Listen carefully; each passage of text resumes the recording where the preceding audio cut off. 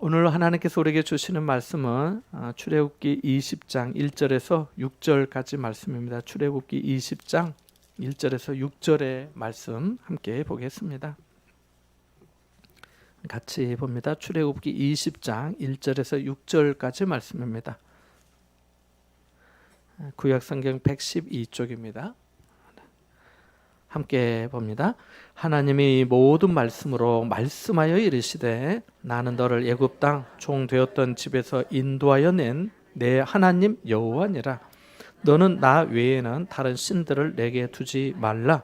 너를 위하여 새긴 우상을 만들지 말고 또 위로 하늘에 있는 것이나 아래로 땅에 있는 것이나 땅 아래 물속에 있는 것에 어떤 형상도 만들지 말며 그것들에게 절하지 말며 그것들을 섬기지 말라.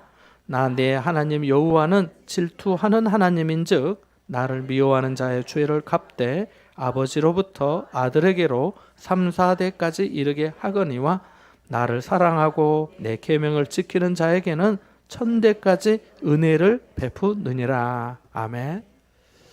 우리 주변에는 여러분이 아시다시피 우상이 많습니다. 특별히 이 지역에는 유명한 사찰들이 몇 곳이나 있습니다. 우리는 보통 우상이라 말할 때 어떤 돌이나 또 나무나 또 금 등으로 만들어진 신상을 생각하는 경향이 있습니다. 그리스 로마 신화에 나오는 신들의 형상을 그려놓거나 또 그 신들의 형상을 우상으로 생각하는 것이지요. 또 부처나 우리 민족 신화에 나오는 어떤 동물의 형상도 마찬가지입니다. 우상은 사람이 자기를 위하여 만든 것입니다. 자기를 위해 만들고 또 거기에 절하며 거기에 복을 구하는 거지요. 그러니까 우상은 죄인이 만든 것이고 죄인인 자신에게 복을 구하는 거라 할 수도 있지요. 여기에 물컵을 제가 정성 들여서 만들었다고 생각해 보세요. 사람들에게 여러분에게 또 이것을 보이면서 제가 말합니다. 여러분 주목하세요. 이것이 우리를 지켜줍니다. 여러분 이것이 우리를 도와줄 것입니다. 여러분 이것을 믿고 의지하세요. 여러분 이것이 우리에게 영원한 생명과 구원을 줍니다. 그러니 믿으세요. 여기에 절하며 경배하세요. 이것을 사랑하세요. 이것을 높이세요. 그러면 여러분이 영생을 얻을 것입니다. 라고 한다면 어떻게 하겠습니까? 어떤 사람이 저에게 나는 당신이 만든 것보다 더 잘 만들 수 있습니다. 내가 당신보다 더 잘 만들 테니까 내가 만든 것을 믿으세요. 내 실력이 당신보다 훨씬 나아요. 라고 하면 내가 뭐라고 대답할 수 있겠습니까? 문명이 발달하면서 돌, 나무, 금으로 만들었던 신상들이 세상에서 많이 사라졌지만 지금도 여전히 세계 도처에 서 있습니다. 사람들이 왜 우상을 만드는 걸까요? 삶이 모호하기 때문이지요. 삶에는 우리의 경험과 이성으로 파악하거나 예측할 수 없는 일들이 참 많이 일어납니다. 아무리 노력해도 처리할 수 없는 인생의 어둠과 한계 상황 앞에서 사람은 무력감을 느낍니다. 이 무력감과 불안을 이기기 위해서 사람들이 어떤 대상문들을 만들어 놓고 의지하는 것이죠. 문제는 믿는 사람에게도 생각지 못하는 우상이 있을 수 있다는 것입니다. 일상화되어 있고 습관화되어 있는 것들 속에 그것들이 감추어져 있을 수 있습니다. 우리가 진정으로 영적인 부흥을 맛보기 위해서는 우리 안에 있는 우상을 깨뜨려야 합니다. J.C. 라일이라고 하는 사람은 우상이라는 책에서 우상 숭배를 이렇게 정의했습니다. 우상 숭배는 삼위일체 하나님께만 합당하고 그분께만 돌려야 할 영광을 하나님이 지으신 피조물이나 그 피조물이 만들어낸 것들에 돌리는 것이다 라고요. 하나님께만 합당하고 하나님께만 돌려야 할 영광을 하나님이 지으신 피조물에 돌리거나 그 피조물이 만들어낸 것들에 돌리는 것이라는 말에 동의가 되시지요? 우리가 우상 숭배를 깨뜨리고 영적 부흥이나 경건한 신앙생활을 하기 위해서는 이것에 대한 인식이 있어야 합니다. 문제가 있다고 인정하는 사람은 문제를 시정할 수 있지만 문제가 없다고 생각하는 사람은 문제의식 자체가 없어서 그것을 개선할 수 없거든요. 우상 숭배의 뿌리는 거의 예외 없이 잘못된 자기 사랑과 철저한 자기 중심성에서 비롯된다는 겁니다. 출애굽기 32장에 보면 이스라엘 백성들이 하나님을 만나기 위해서 시내산에 올라갔던 모세가 늦게 내려오니까, 더디 내려오니까 그것을 참지 못하고 아론을 부축해서 금송아지를 만듭니다. 그들이 아론에게 이렇게 말하거든요. 백성이 아론에게 이르러 말하되 일어나라, 우리를 위하여 우리를 인도할 신을 만들라. 이 모세 곧 우리를 애굽 땅에서 인도하여 낸 사람은 어찌 되었는지 알지 못함이니라 라고 말합니다. 자, 이들의 말을 생각해 보세요. 그들이 애굽 땅에서 중노동에 시달리면서 생활할 때 그들을 인도해 낸 분이 누구이십니까? 하나님이십니다. 물론 모세를 사용하여 하나님께서 그렇게 하셨습니다. 이 사실을 백성들도 잘 알고 있었습니다.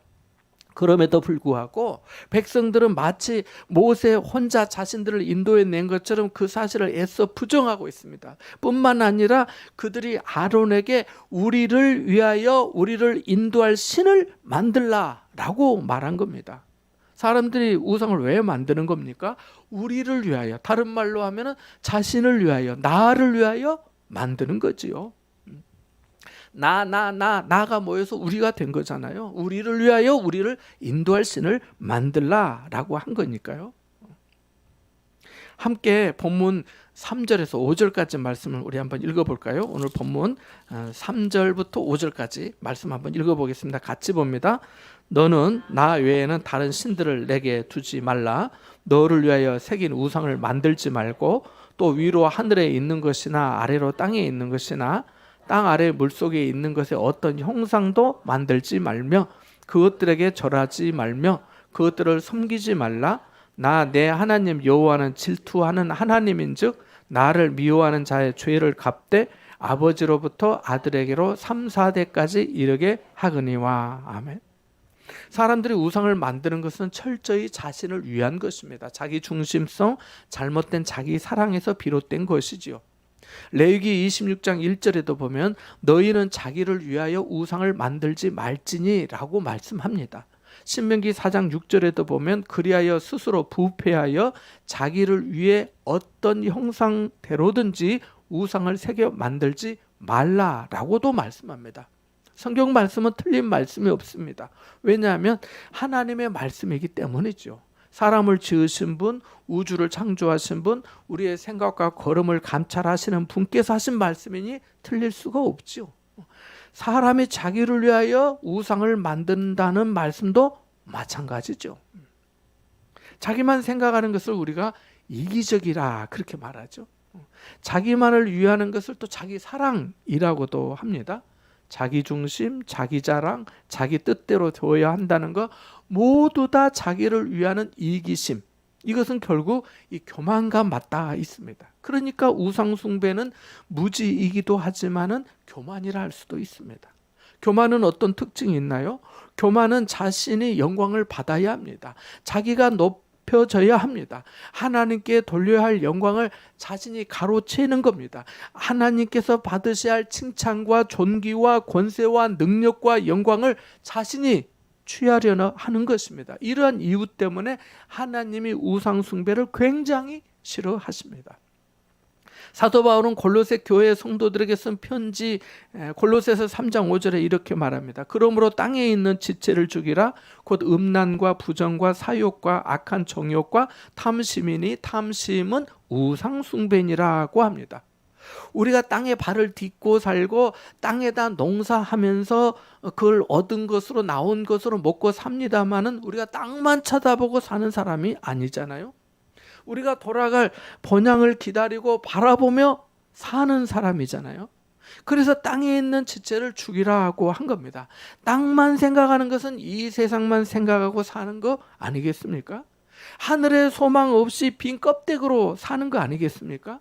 그래서 그 안에 하늘의 것이 아닌 다른 것들로 채우려다 보니까 음란과 부정과 사욕과 악한 정욕과 우상 숭배인 탐심이 차게 되는 거 아니겠습니까? 사도 바울이 빌립보서 3장 18절 19절에도 이렇게 말했습니다. 내가 여러 번 너희에게 말하였거니와 이제도 눈물을 흘리면서 말하노니 여러 사람들이 그리스도의 십자가의 원수로 행하느니라. 그들의 마침은 멸망이요 그들의 신은 배요 그 영광은 그들의 부끄러움에 있고 땅의 일을 생각하는 자라고 합니다. 여러 가지 면에서 칭찬을 받았고 사도 바울의 어떤 선교적인 어떤 필요, 생활의 필요를 채워주었던 그 빌립보 교회 성도들이었지만은 그들 중에 일부는 여기 성경에 나와 있잖아요. 여러 사람이라고 했잖아요. 한 사람이 아니었던 거예요. 여러 사람이 그들 중에 일부는 그리스도의 십자가의 원수로 행하였다고 말합니다. 그들에게 신은 자기 배였고 그들에게 영광은 부끄러움과 수치였습니다. 왜냐하면 그들은 땅의 일만 생각하였기 때문입니다. 우상 숭배는 혼자 하지 않습니다. 혼자 하면 부끄러워서 못해요. 다른 사람들과 같이 합니다. 앞서 말씀드린 출애굽기 32장에서 이스라엘 백성들이 시내산에 기도하러 올라갔던 모세가 더디 내려오니까 아론에게 우리를 인도할 신을 만들라고 했던 것처럼 우상 숭배가 집도 하나 되곤 합니다. 혼자 하는 게 아니라 여러 사람이 그리스도의 십자가의 원수로 행하곤 한다는 것입니다. 이스라엘 백성들이 아론에게 우리를 인도할 신을 만들라라고 할 때 그들은 자신들의 생각과 주장에 일리가 있다고 했을 겁니다. 그러나 그들은 자신들을 여기까지 인도하신 하나님을 신뢰하고 하나님의 종 모세를 기다려야 했습니다. 하나님께서 무슨 일로 그를 부르셨는지, 그를 통해서 자신들에게 무슨 말씀을 하실는지, 자신들에게 하나님께서 어떤 계획이 있으신지, 자신들을 앞으로 어떻게 인도하실지, 자신들에게 어떤 놀라운 일을 계획하시고 역사하실지 기다릴 필요가 있었어요. 그럼에도 불구하고 그들의 조급함과 답답함이 금송아지라고 하는 우상을 만들게 하였던 겁니다. 우리가 불안하고 답답할 때 주의해야 할 필요가 있습니다.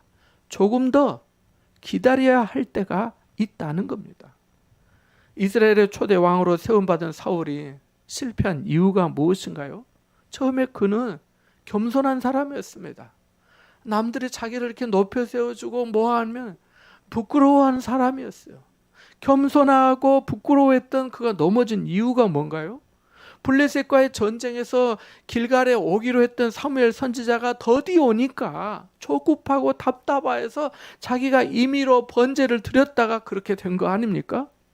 사무엘상 13장을 보면 사울왕은 사무엘 선지자가 더디 오고 블레셋은 고치러 올 것 같아서 이 조급한 마음에 내가 여호와께 은혜를 간구하지 못하였다 하면서 부득이하여 번제를 드렸다라고 말합니다. 그는 하나님보다 블레셋이 두려웠던 겁니다. 하나님보다 자신에게서 이탈하는 사람들이 더 신경 쓰였던 겁니다. 자신이 하나님의 은혜로 지금까지 살았고 자신의 나라가 지켜졌음에도 불구하고 어느 순간 그는 조급증과 불안감에 해서는 안 될 일을 하고 만 거지요. 지난 주일 말씀 혹시 기억나십니까? 오빠 나사로가 병들었을 때 마르다 마리아 는 다른 지방에 출장 중이신 예수님에게 급히 사람을 보냈습니다. 그리고 하는 말이 주께서 사랑하시는 자가 병들었습니다 라는 말을 전달하게 했습니다. 예수님은 그 소식을 받고도 거기서 이틀을 더 유하시다가 이미 오빠 나사로가 장례를 마친 후에 마르다 마리아에게 찾아오십니다. 아마 두 자매는 예수님에게 많이 서운했을 겁니다. 그동안 예수님을 성심성의로 섬겼기 때문에 예수님에 대해 그만큼 더 실망하고 낙심했을 겁니다. 그래서 마르다가 예수님에게 주께서 여기 계셨더라면 내 오라버니가 죽지 아니하겠나이다 라고 한 거 아니겠습니까? 마리아도 똑같이 말했잖아요. 죽음은 회복할 수 없는 사건이잖아요. 모든 것이 끝난 것 같고 돌이킬 수 없기에 그 상실감이 무엇보다 큽니다. 하지만 이 사건을 다른 측면에서 깊이 묵상해 보면 이 사건을 통해 죽은 지 나흘이나 되어서 냄새가 나는 시신도 예수님의 생명의 능력으로 살게 되었으니 죽은 지 사흘 되었다가 살아나는 것은 얼마든지 있을 수 있는, 즉 나중에 예수님께서 십자가에 달려 죽으셨다가 장사된 지 사흘 만에 부활하시는 부활의 예표가 충분히 됨을 보여줍니다. 이것이 예수님께서 나사로의 사건을 통해 아들의 영광을 나타내기 위함이라고 하신 말씀의 뜻입니다. 어떤 사건이든지 가장 큰 영향을 받는 사람은 당사자입니다. 우리 교회 안에서 일어난 일은 좋은 일이든 기쁘고 감사한 일이든 때로는 힘든 일이든 외부의 사람보다 우리 자신이 가장 잘 알잖아요. 아닙니까? 우리 가정에서 일어난 일은 우리 식구가 제일 잘 알잖아요. 그래서 어떤 사건이든지 가장 큰 영향을 받는 사람은 당사자입니다. 당사자. 마르다 마리아 그리고 부활한 나사로이지요.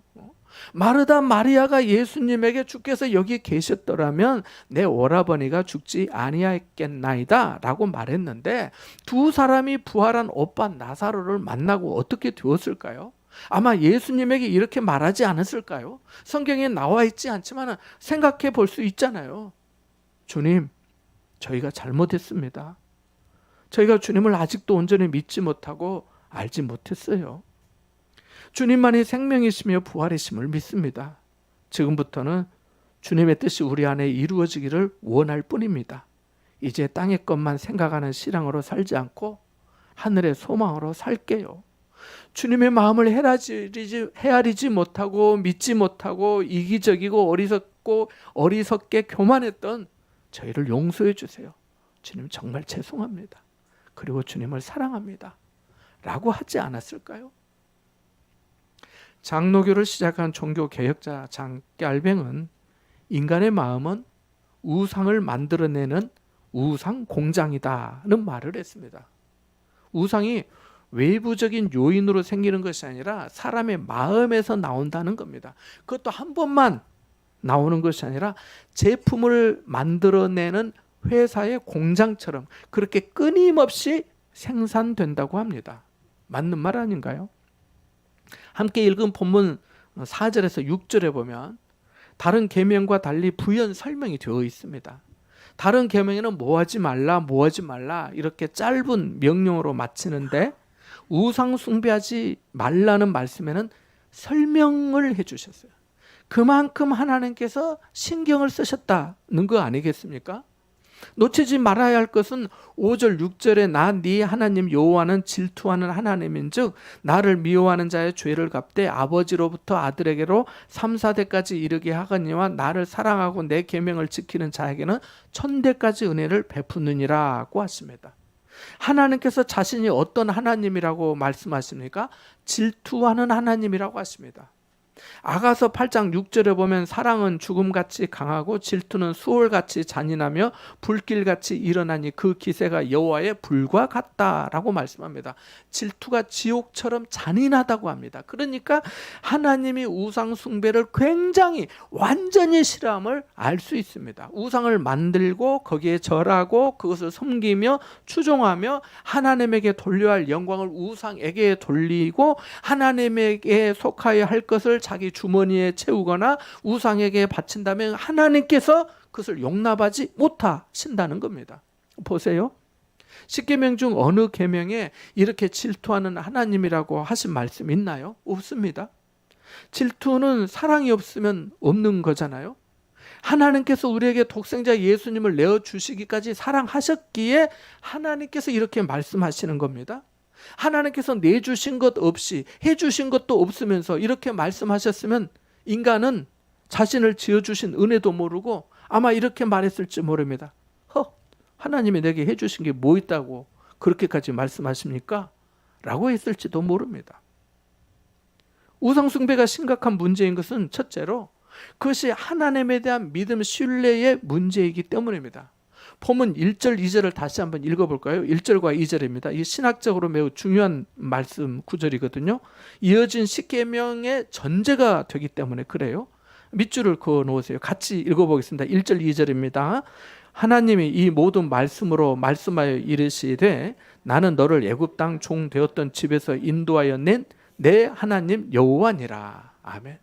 하나님은 10계명을 구체적으로 주시기 전에 먼저 자신이 누구인지 어떤 일을 백성들에게 하셨는지를 밝히십니다. 자신이 이스라엘 백성이 애굽에서 노예로 중노동에 시달리고 남자 아이를 낳으면 죽임을 당하는 그 기가 막힌 현실에서 인도하여낸 하나님 여호와이심을 말씀합니다. 잔소리 같은 이야기가 될 수도 있지만은 여러분, 기회가 되면 적절하게 자녀들에게 너를 키울 때 이랬단다, 이런 일이 있었는데 하나님께서 우리에게 은혜를 주셨단다 하면서 말할 필요가 있습니다. 들을 때는 귀찮아하고 잊어버리겠지만은 언젠가 그 아버지의 말씀, 그 어머니의 말씀이 내 자식, 내 아들, 내 딸을 살리고 하나님 앞에 서게 할 줄 믿습니다. 중요해요. 이스라엘 백성들의 애굽에서 나오기 직전의 생활은 고된 생활이었습니다. 초라하고 비참한 생활이었습니다. 아들을 낳으면 뺏기는 생활이었습니다. 사는 것이 아닌 생활이었습니다.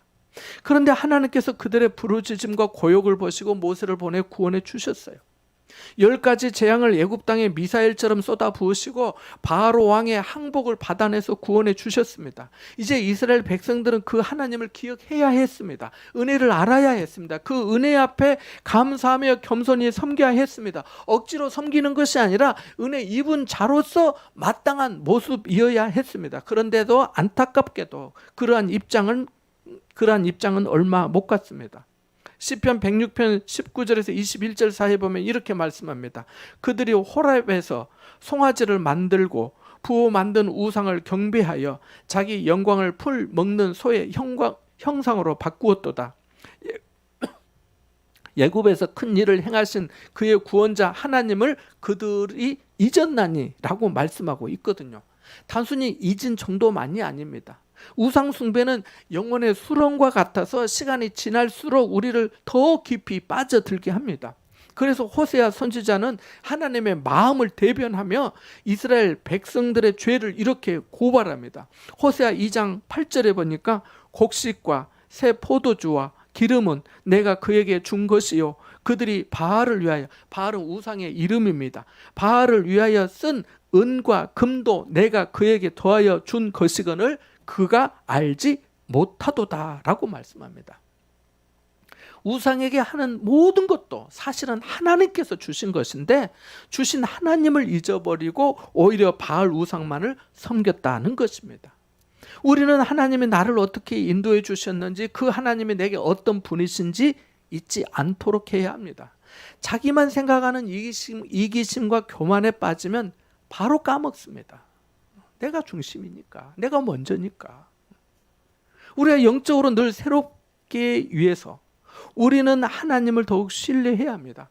홍해 앞에서 하나님의 약속의 말씀만을 믿고 바다 사이로 난 길을 걸었을 때처럼 하나님만을 전적으로 신뢰해야 합니다. 예레미야 선지자는 물은 여호와를 의지하며 여호와를 의뢰하는 그 사람은 복을 받을 것이라고 하였습니다.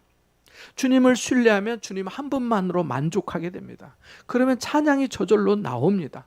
주님 한 분만으로 나는 만족해. 나의 모든 것 되신 주님 찬양해. 나의 영원한 생명 되신 예수님 목소리 높여 찬양해. 주님의 크신 사랑 찬양해. 나의 힘과 능력이 되신 주 나의 모든 삶 변화되었네. 크신 주의 사랑 찬양해 라고 하는 거지요. 제가 매일 날마다 감사 제목 수첩을 적는 이유 중에 하나도 그겁니다. 내게 베풀어 주신 하나님의 은혜를 더 잘 기억하기 위해서 기록하고 있어요. 제가 몇 번 보여드렸잖아요.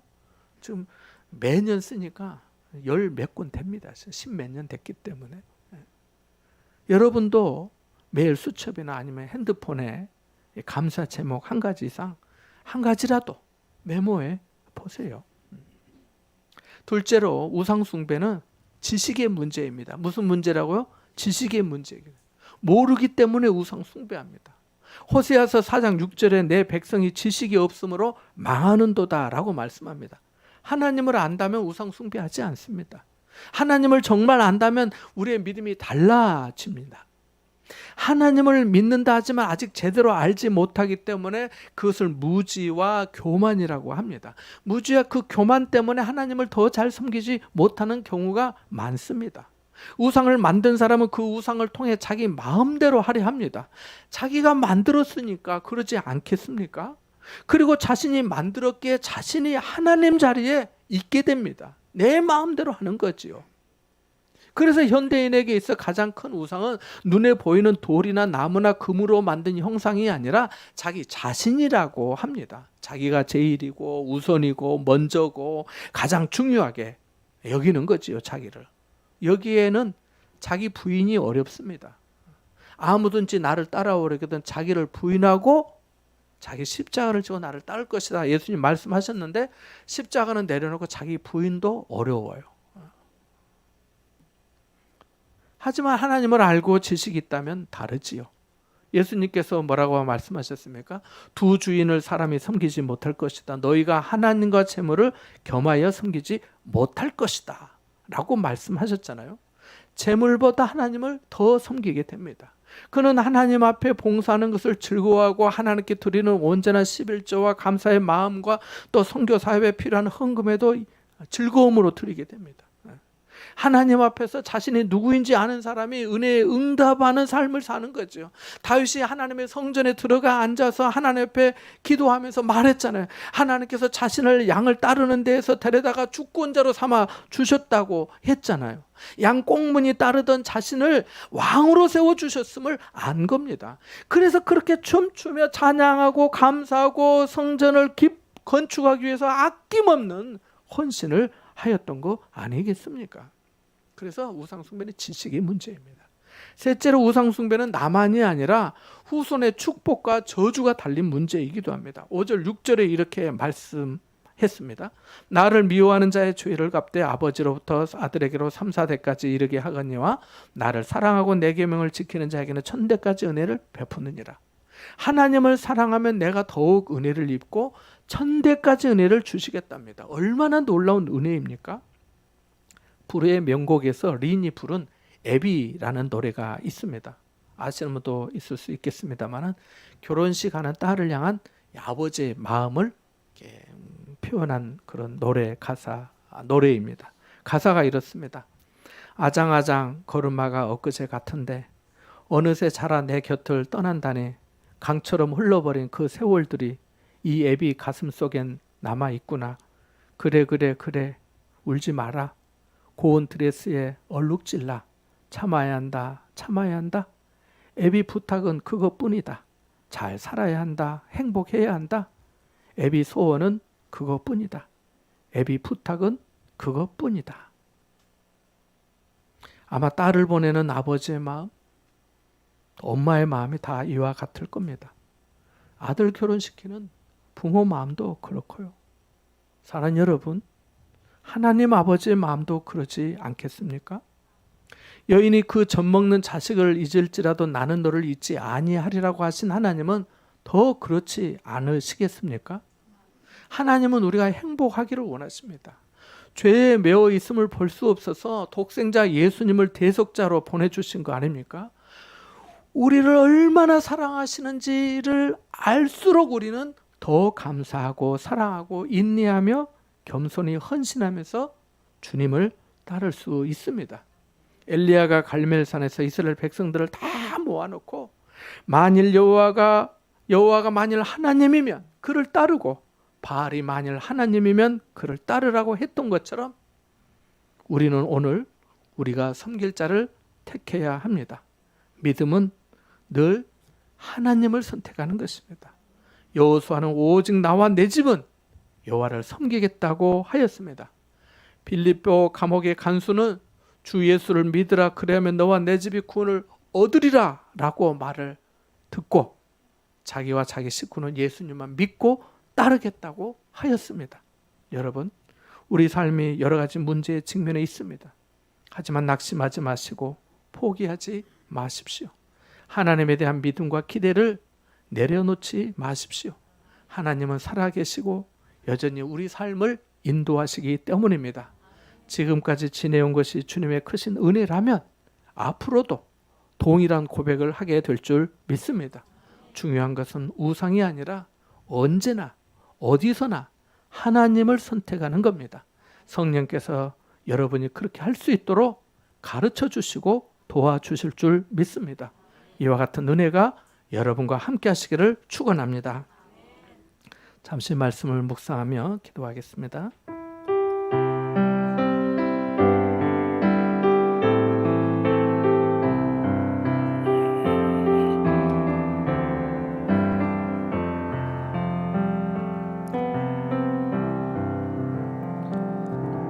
하나님 아버지, 저희를 구원해 주심에 감사드립니다. 이 은혜에 감사하며 기뻐하고 주님을 사랑하며 살아가게 하여 주옵소서. 마음속에서 우상을 생산하지 않고 하나님에 대한 사랑과 찬송이 만들어지고 고백되어지게 하여 주옵소서. 그래야 하나님께 영광 돌리는 복된 삶을 살게 하옵소서. 예수님의 이름으로 기도합나이다. 아멘.